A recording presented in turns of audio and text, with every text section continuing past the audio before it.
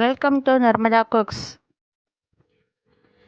இன்றைக்கி நம்ம தக்காளி சட்னி செய்ய போகிறோம்ப்பா. கடாயில் கொஞ்சமாக எண்ணெய் ஊற்றியிருக்கேன். உளுந்து கடலைப்பருப்பு ரெண்டுமே 2 ஸ்பூன் எடுத்து வச்சுருக்கேன்.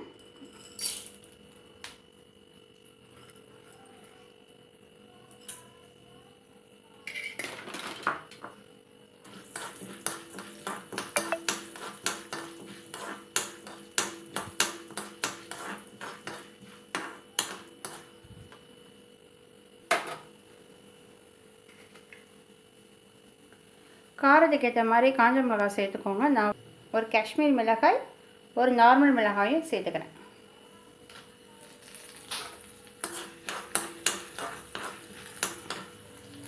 காஷ்மீர் மிளகாய் வந்து உங்களுக்கு நல்ல கலர் கொடுக்கும், காரம் கம்மியாக இருக்கும். நார்மல் மிளகாய் வந்து காரமாக இருக்கும். உங்களுக்கு ஏற்ற மாதிரி மிளகாய் ஆட் பண்ணிக்கோங்க. கொஞ்சம் நல்லா விழுந்துருச்சுப்பா. இந்த மாதிரி ஸ்டேஜில் இருக்கிறப்ப வெங்காயம் பூண்டு சேர்த்துக்கலாம்.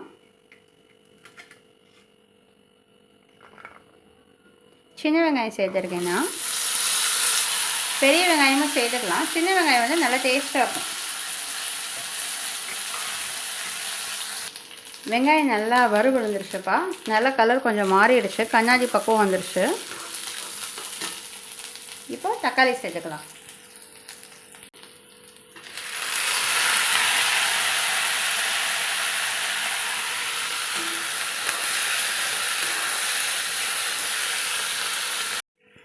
இந்த ஸ்டேஜில் இப்போ நான் அடுப்பு ஆஃப் பண்ணிட்டேன்ப்பா. தக்காளி வந்து லைட்டாக மசிஞ்சாலே போதும்.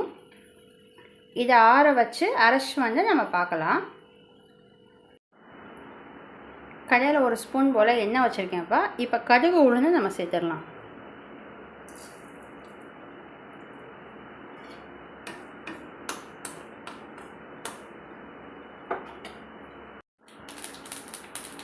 கடுகு உளுந்து இப்போ நல்லா பொரிஞ்சிருச்சுப்பா. கருவேப்பிலை சேர்த்துக்கலாம்.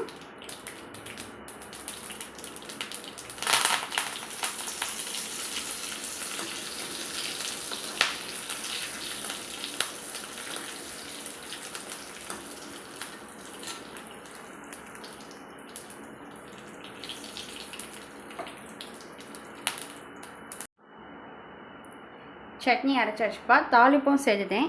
இப்போ நீங்கள் ஃபைனலாக தேவையான அளவு உப்பு சேர்த்துக்கோங்க. ஃபைனலாக உப்பு சேர்த்தா தான் டேஸ்ட்டு நல்லாயிருக்கும். கண்டிப்பாக ட்ரை பண்ணுங்கள். ரொம்ப டேஸ்டியான தக்காளி சட்னி ரெடி.